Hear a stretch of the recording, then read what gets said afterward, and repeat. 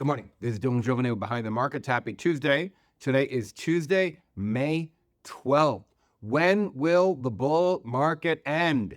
What is causing this bull market? It's a question I'm asked a lot. I've also have been asked, a lot of our members write in and say, hey, I saw you recommended this. I own this, but it's really high. Should I get into this? Should I get into that? Let me tell you a couple of things. It's forced me this weekend, while I was laid up at home, kind of sick, coughing up a lung, I started thinking about this and I figured, how do I put this in context? Why don't we do a check-in on the market? Here's my general check-in. The bull market, first of all, AI seems to be more powerful than oil. So AI greater than oil. The AI bull is exerting a greater upward push on the market than the drag on oil is pushing the market lower. So AI is exerting stronger gravitational pressure on the market than the fear of spiking oil vis-a-vis the Iran conflict is, clearly. The other thing is, when does the market end? First of all, who knows when a bull market ends, right? But I'll tell you one thing. The Mag 7 was going to spend over $1 trillion this year. $1 trillion, okay? Now, all that money is going to all these semiconductor stocks and software companies and AI companies and data centers and this one and that one, all that. The bull market ends when the Mag 7 stops spending the $1 trillion a year. So in my view, you have just listening to their calls, reading these earnings reports. I don't actually listen to them. I just read them.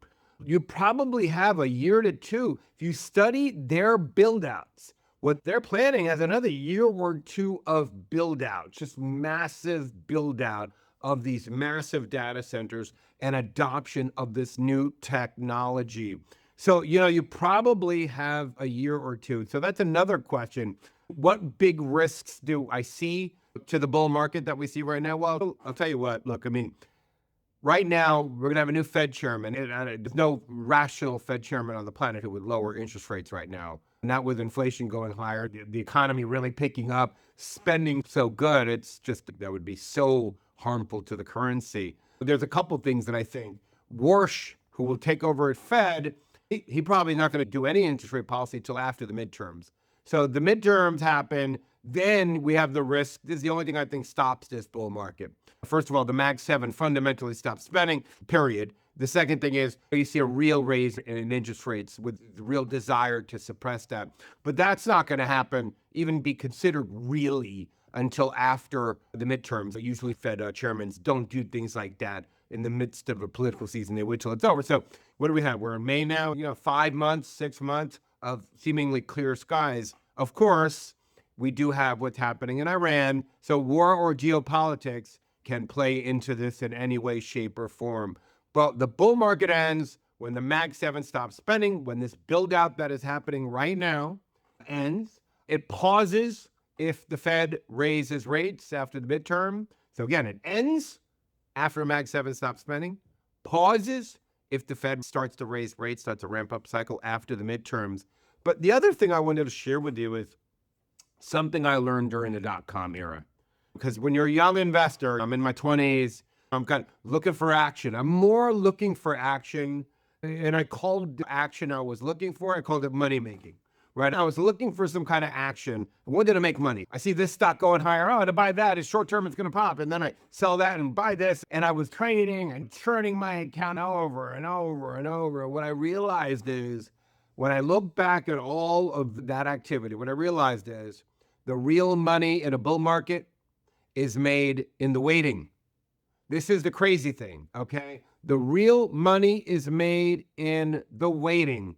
To holding on, you have your core positions, whatever they are. We all have different ones. I've presented, Behind the Markets has presented to you a good list of things to choose from.